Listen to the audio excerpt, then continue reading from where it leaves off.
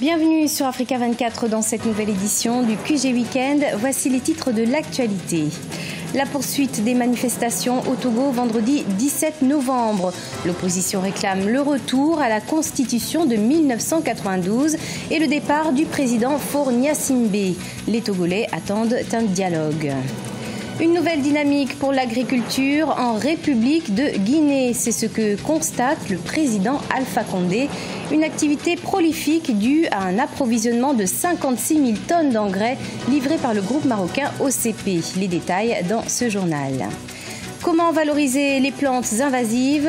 David Nyolongfoun et Folamouf Taou, deux entrepreneurs originaires du Bénin, ont trouvé la solution pour la jacinthe d'eau. Leur entreprise a réussi à transformer cette plante aquatique en produits utiles. Mais tout d'abord, au Togo, les manifestations s'intensifient. L'opposition togolaise est une fois de plus descendue dans les rues de Lomé et dans plusieurs autres villes du pays vendredi 17 novembre pour réclamer le retour à la Constitution de 1992 et le départ du président Faure Gnassingbé. On écoute quelques manifestants. Donc vraiment, sincèrement, on est fatigué de Faure Gnassingbé, tout simplement parce que depuis nous sommes en train de marcher.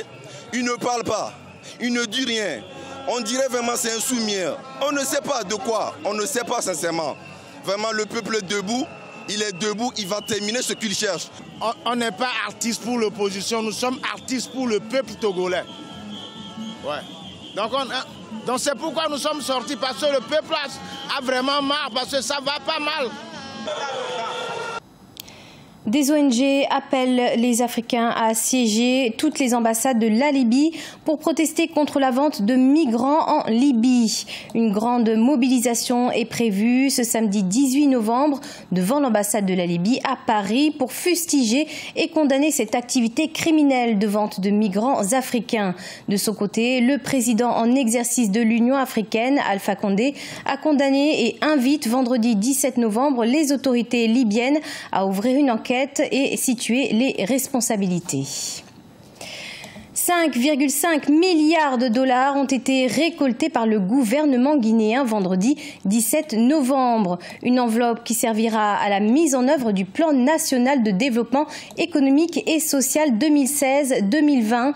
Les bailleurs de fonds réunis à Paris se sont par ailleurs engagés à soutenir le plan économique et social guinéen à hauteur de 20 milliards de dollars. Écoutons le président de la République de Guinée, Alpha Condé. Les résultats issus des travaux de ces 2 jours constituent un motif de satisfaction. Ils confortent la justesse de notre vision de faire de la Guinée un pays émergent à l'horizon 2040 et traduisent la confiance que vous, les partenaires techniques et financiers, portez à la réussite du PNDS. Cette réunion permettra à la Guinée de renforcer et de promouvoir des partenariats stratégiques avec l'ensemble des pays et organisations internationales et des acteurs de la société civile et du secteur privé. Je suis confiant que le dispositif institutionnel de mise en œuvre du PNDS et du suivi de la mobilisation des ressources extérieures, dont les PTF font partie, permettra d'améliorer la gouvernance et d'atteindre l'objectif de développement que le gouvernement s'est assigné. Le président Alpha Condé constate une nouvelle dynamique pour la République de Guinée. Une activité prolifique due à un approvisionnement de 56 000 tonnes d'engrais livrés par le groupe marocain OCP suite à un accord de partenariat signé au mois de février 2017 entre l'OCP et la République de Guinée dans le cadre de la coopération avec le Maroc. Aïssatou Diamanka Besland et Sharon Kamara. Lors d'une visite officielle de Sa Majesté le roi Mohamed VI, le jeudi 23 février 2017, l'OCP, l'Office chérifien de phosphate et le gouvernement guinéen avaient signé un protocole d'accord. L'approvisionnement de 100 000 tonnes d'engrais de phosphate pour sa campagne agricole 2017-2018 était l'un des accords phares. Grâce à cet accord, la Guinée a pu multiplier par 4 la quantité d'engrais habituellement importés pour ses campagnes agricoles nationales, ce qui a permis une amélioration des rendements de productions agricoles pour réaliser l'objectif de l'autosuffisance alimentaire prévue à l'horizon 2020 dans le cadre du plan national de développement. Sur les 100 000, il y a déjà 56 000 tonnes qui sont déjà arrivées et il y a 3 voitures qui arrivent de nouveau. Donc les fournitures de l'OCP dépendent de nous. C'est-à-dire c'est nous qui disons, bon, fournissez en telle période. Donc la cadence de fourniture est fixée par la Guinée. Sinon l'OCP est prêt à fournir les 100 000 tonnes, même demain. Mais ça ne sert à rien d'avoir le tout en même temps si on n'a pas besoin. Donc il faut le faire venir progressivement en fonction de nos besoins.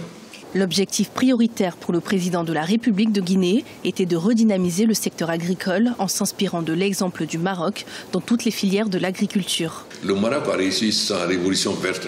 Au début, lorsqu'il a lancé la révolution verte, il a été critiqué par la FAO. Mais le Maroc a persévéré aujourd'hui. Tout le monde trouve que c'est un très grand succès. Moi-même, j'ai été à la foire de Meknès. Donc il s'agit aujourd'hui que le Maroc nous accompagne pour que la Guinée réussisse sa révolution verte. Donc ce n'est pas seulement la fourniture des engrais par l'OCP. Le Maroc nous accompagne au niveau de l'élevage par l'insémination. Nous venons d'envoyer 25 jeunes vétérinaires qui viennent de l'entrée du Maroc. Ils ont été à prendre l'insémination. Nous allons commencer en novembre l'insémination pour transformer nos cheptels, pour faire nos bœufs et plus de chair et que nos vaches produisent plus de lait. En Guinée, selon un document officiel, la pauvreté est perçue essentiellement comme une incapacité à se nourrir, un manque de revenus ou un manque d'emploi. En Guinée, plus d'un habitant sur 3 ne mangerait ni en quantité ni en qualité suffisante. L'agriculture est le principal secteur d'activité concernant près de 80% de la population guinéenne et la principale source de revenus pour 57% des ruraux. La contribution de l'agriculture au produit intérieur brut est estimée à environ 18%. La garantie d'une bonne distribution des engrais de l'OCP aux paysans a apporté une nouvelle dynamique au secteur agricole de la Guinée. Au Congo, une aide de 6 millions de dollars américains, soit 3 milliards de francs CFA, sera apportée aux organisations humanitaires afin d'assurer une assistance d'urgence aux milliers de déplacés dans le pool. En effet, le nombre de personnes nécessitant une assistance dans le pool est estimé à 138 000, même si la ministre congolaise en charge de l'action humanitaire, Antoinette Dinga-Zongo, est convaincue que le nombre de déplacés est en perpétuelle augmentation. Les plantes vivaces et prolifiques, comment s'en sortir? Au Bénin, l'entreprise Greenkeeper Africa a trouvé une solution pour transformer la jassando en produits utiles. Un moyen innovant pour lutter contre l'invasion de cette plante aquatique. C'est un reportage de notre correspondante Lefty Ounou, commenté par Marcel Farba Maroun. Au Bénin, l'entreprise Greenkeeper Africa valorise la jacinthe d'eau, une plante aquatique à fort potentiel d'invasion, dont sa prolifération est une source de pollution environnementale. C'est ainsi que David Nyolongfoun et Fola Mouftaou ont créé en août 2014 une entreprise dénommée Greenkeeper Africa. Objectif, valoriser de la plante invasive. Greenkeeper Africa, d'abord, c'est la lutte contre la jacinthe d'eau.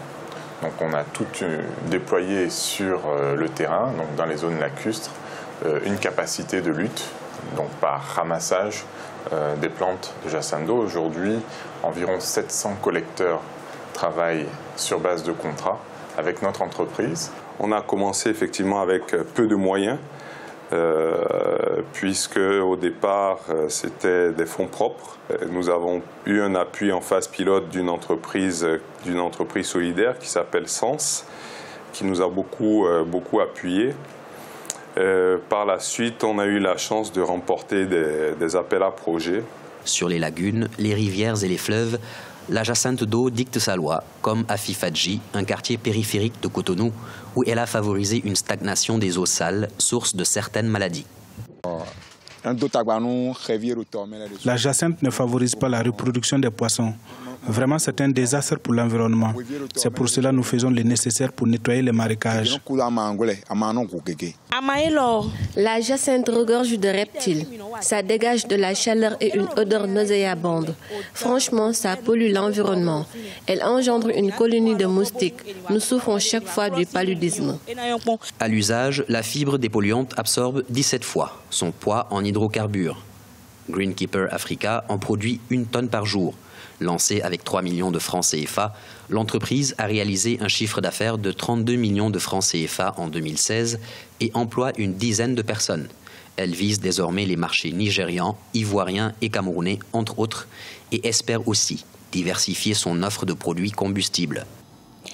Pas de match en mars 2018. Les supporters devront s'armer de patience.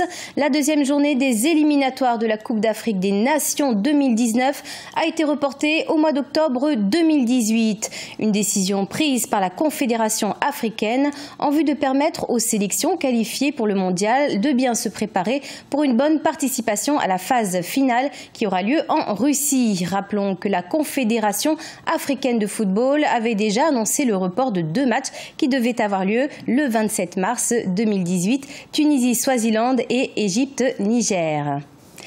Ce journal a été réalisé par l'ensemble de la rédaction. Merci de l'avoir suivi et retrouvez dans un instant une nouvelle édition de l'information sur Africa 24.